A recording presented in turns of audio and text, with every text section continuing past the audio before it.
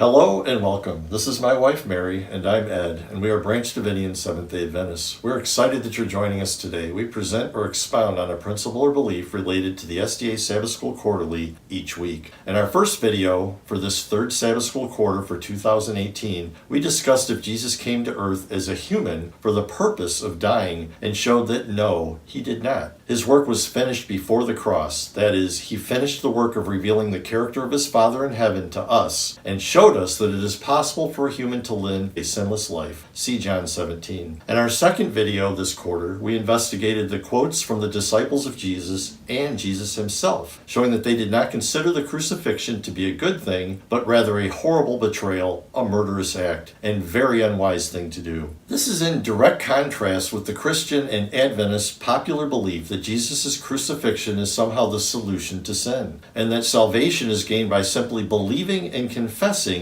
that he was indeed crucified and rose again on the third day, and by believing and confessing that Jesus died our substitutionary death and therefore paid the penalty for our sin, making us able to go to heaven at the visible return of Christ to the earth. So if Jesus did not come to earth for the purpose of being killed, although he knew it was a real possibility, and he came anyway, showing us how much he loves us, and it is clear that Jesus' crucifixion was not considered a good thing by him or his followers, then his crucifixion cannot be the solution to our sin that we may have thought it was. At the end of video 2, we read a quote from Trent Wilde explaining that we can gain everything by the life and death of Jesus if we take to heart and follow the example of the sinless life Jesus lived as a human and be shocked and awakened by the treacherous and inevitable result of sin, the death of a completely innocent human being, so that we can understand the truth about sin. So it's easy to say, be like Jesus, but that is hard to do. Isn't Jesus 100% deity and 100% human? Therefore, of course he didn't sin when tempted. He's God.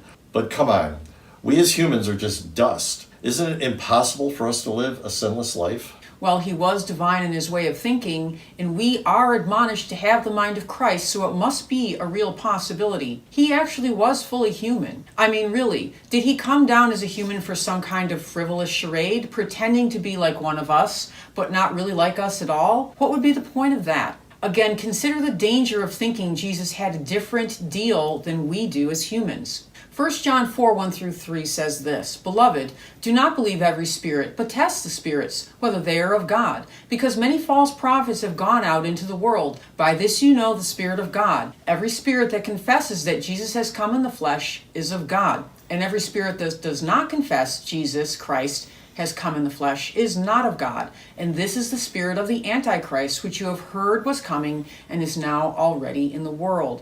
More scriptures on this. Philippians 2:7 says, "But Jesus emptied himself, taking the form of a servant, being made in human likeness."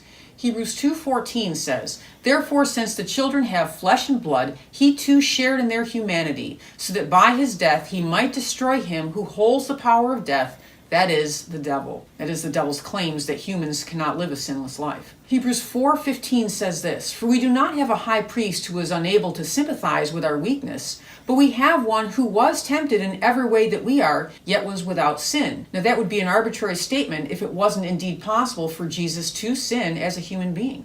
Romans 8:3 says, "For what the law could not do, in that it was weak through the flesh, God, sending his own Son in the likeness of sinful flesh, and for sin, condemned sin in the flesh," or as a human, he didn't sin. Hebrews 2:17 says, "So he had to be made like his brothers in every way, that he might become a merciful and faithful high priest in service to God, in order to make atonement for the sins of the people." Atonement means literally to wipe away. Jesus came to wipe away our sins. In other words, to make us sinless by giving us an example to follow and the truth. If our sins are wiped away, it is because we no longer sin, because we now know the truth. When you wipe away a spill on your counter, it's not just covered up by a vase, but it actually is no longer there.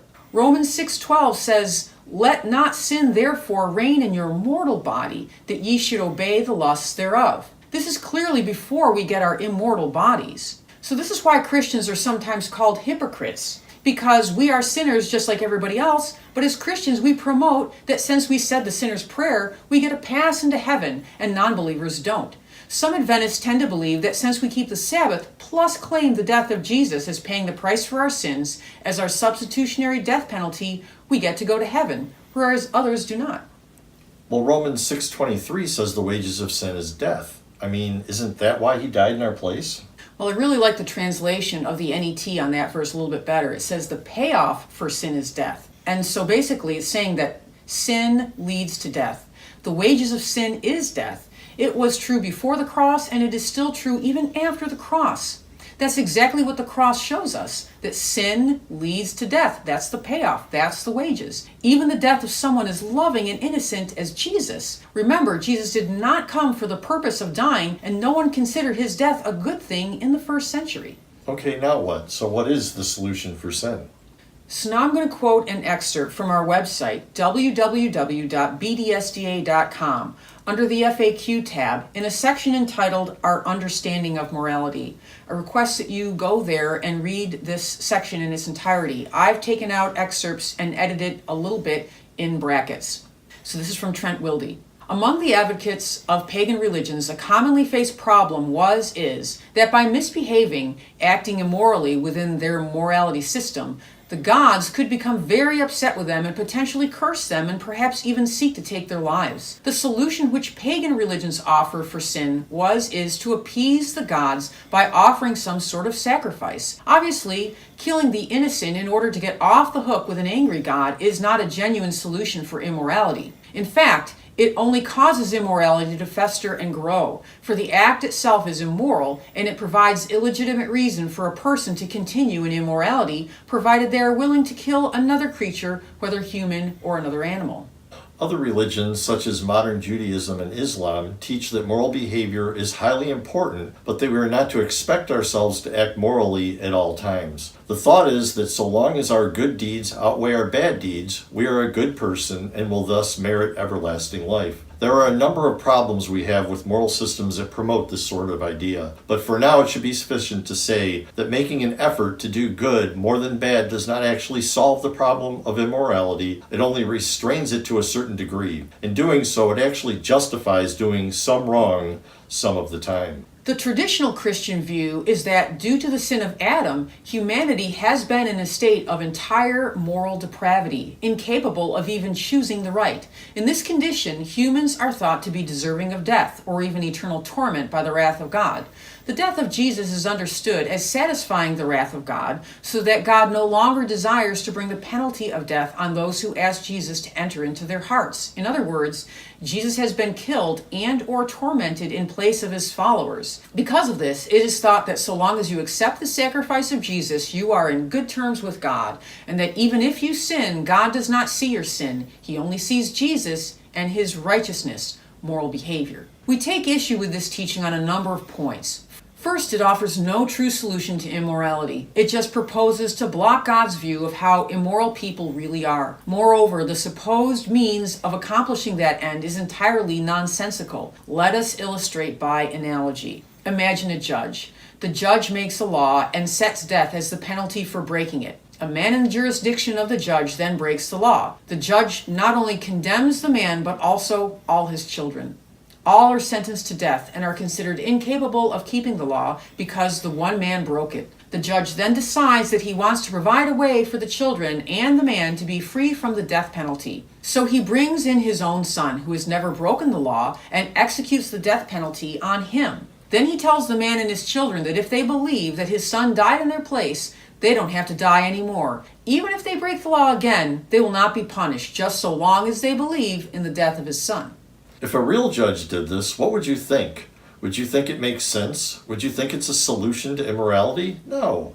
You would recognize the judge to be totally insane and the circumstance to be wholly lacking of rhyme or reason. Moreover, you would certainly see it all to be horrific and exceedingly immoral. Unfortunately, this is not so different in principle from the doctrine taught by Christianity. God is the judge, his son is Jesus, the man is Adam, and the children are descendants of Adam, the human race. While much more could be said concerning this doctrine, we hope it is plain to all that we find it to be absolutely horrendous and immoral, and we also hope you can see some of our reasons why. In our view, the solution to immorality is quite simple. Since morality is choosing to act in harmony with reality and immorality is choosing to act in disharmony with reality, the solution is for people to be acquainted with reality and to choose to act in harmony with it. The cause of immorality is, in some instances, a lack of knowledge concerning reality. In other instances, it is ignoring reality. Where there is a lack of knowledge, supplying the lack will bring about moral behavior. Where there is willful ignorance, the solution can be found in a change of thinking whereby someone realizes the importance of choosing to act morally. The promotion of truth, then, is really what can set people free from immoral behavior, so long as they are willing to accept it and to act in harmony with it.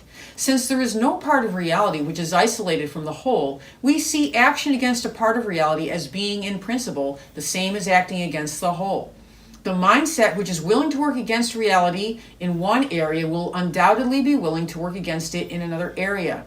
It is really a change in mindset that is needed. We all need to be thoroughly persuaded that all immoral action is unjustifiable and grossly detrimental to reality and all of its component parts, including ourselves and all other life forms. A way of thinking which is governed by truth and only truth will lead a person to act morally and only morally. Anything short of this standard is a danger. Condoning or lessening abhorrence of any amount of immorality opens the door for its spread. Loving truth and hating falsehood is the only way.